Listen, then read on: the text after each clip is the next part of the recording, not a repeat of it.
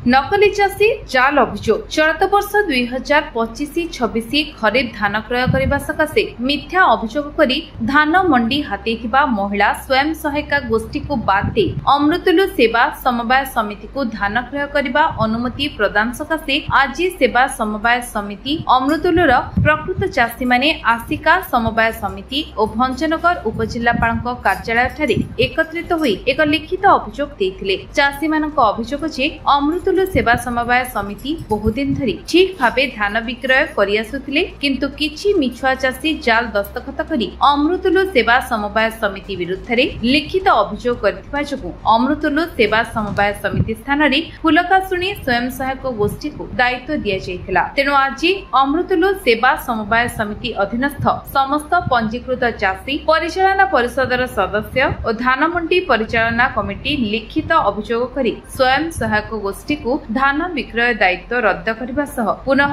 अमृतुलु समवाय को दायित्व देवाकू उपजिल्लापाल महोदय को अनुरोध करिसेंती। आज सेवा समवाय समिति सभापति और उपयुक्त चाषी माने भंजनगर उपजिल्लापाल कार्यालय ठारे एकाठी होई अभियोग करथिबा स्वाक्षरकारी मानक जाल स्वाक्षर अटे एहा उपरे तदंत करा जाय निर्देश होइथिबा स्वयं सहायिका गोष्ठी को बाद दे आंभ समिति को धान क्रय करबा निमंते अनुमति प्रदान कले आंभे चाषी कुळ आपणक निकटरे चिर ऋणी तेणु देखा बाकी रहा किपरि और केबे चाषी पाइबे न्याय। सोड़ा ब्लॉक अमृतुलु पंचायत अमृतुलु सोसाइटी सभापति हूँ आमर सोसाइटी बहुत दिन तले सोसाइटी दुर्बल बहुत अवस्था थिला आम से सोसाइटी सजाड़ा कर सबल को आनिला पर से विरोधी बाहर आमर मंडी सेटा आम पाऊँ सोसाइटी से सेटा नापी चाहिए से आमर सोसाइटी नाना प्रकार दुर्बलता लेखिकी से निज क्षमता नापी चाहूँगी मिथ्या जी दस्तखत कर सब मिथ्या दस्तखत निजे करना जो लोक ना अच्छी से दस्तखत निजे नक अंतर कर आम शुणा पाइलु जे आम ग्रुप दल को दौरान बोलिक मंडी तापर आम आसलु आमर तो सोसाइटी हेड ऑफिसर आसिका सार ऑफिसर से सार जनइलु से बोले ना मत आमको तो सब कलेक्टर यहाँ देती आम यहाँ रखीचु तुम जा सब कलेक्टर को कह जन आस सारापर से जहाँ करें आम आसीचु ये आज्ञा इच्छा जहाँ कर आम जन जीवु आम मंडी आमर थी सोसाइटी रहा आम शिवपुक्त हूँ। नाम विद्याधर दल बेहरा सोड़ा ब्लॉक अंतर्गत अमृतुलु सेवा समवाय सोसाइटी मु जड़े डायरेक्टर। आज आम शुणा पाइलु जे आम सोसाइटी जो 2025-26 आर्थिक वर्ष खरीफ धान संग्रह निमंते कौन एक स्वयं सहायक गोष्ठी को अनुमति प्रदान करा जायछि सब कलेक्टर सार जरिया आम शुणी आज आमर सोसाइटी चेयरमैन आमको जणाइले तो आम आज सोसाइटी निष्पत्ति नेलु जे आम सब कलेक्टर सार को जनाई जो मिथ्या अभियोग कर सोसाइटी ना रे आज ये जो करिसेंती याकू आम क्षोभ प्रकाश करुछु। एथिरे जो माने अभियोग करिसेंती सोसाइटी ठीक से मंडी को चलाई पारु नाही बोली यार तदंत करा जाऊ एवं जो माने मंडीर अधिकारी से माने कहीं एथिरे इलिगेशन करना तथापि कौन सी कारणवशतः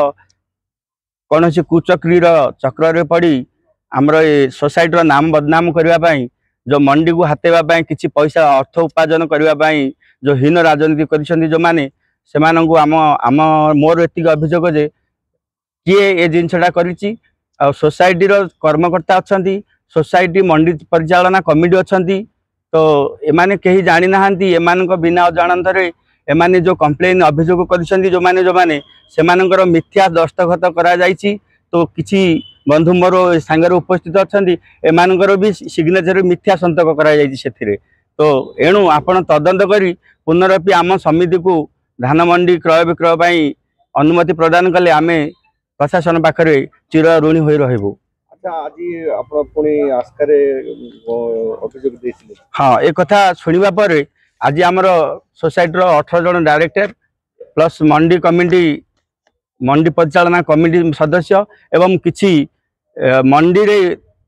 उपलब्ध थिबा चाषी माने आज निजे निजे निजर पारिश्रमिक बल रे आमे जिबा हमर जे कि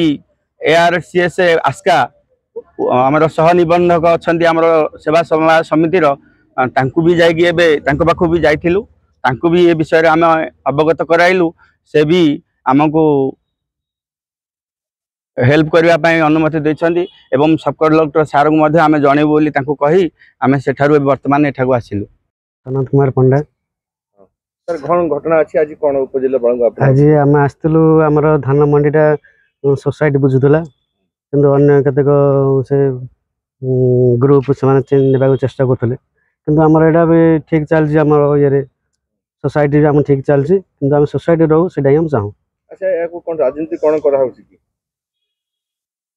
नहीं से विषय मु किसे कहि परियोनी किंतु से देखि काई सोसाइटी हम भलो अछि। अच्छा आज उपजिल्ला बळंग को आस्थिले अभियोग केते आशा रखछन्ती जे आपनकर अभियोग हां आमे अभियोग जिल्लापाल ठीक से ग्रहण करिया भाबिछु कि सोसाइटी के हिन देले भलो होंदा कोन पे से चेंज करछन कोन आको सोसाइटी थिला एबे नहीं चेंज हेनी किंतु समान चेंज करिया भी चाहछन एसएजी मान। भंजनगर गोविंद चंद्र गोड़ का रिपोर्ट विश्व विजय न्यूज ओडिशा।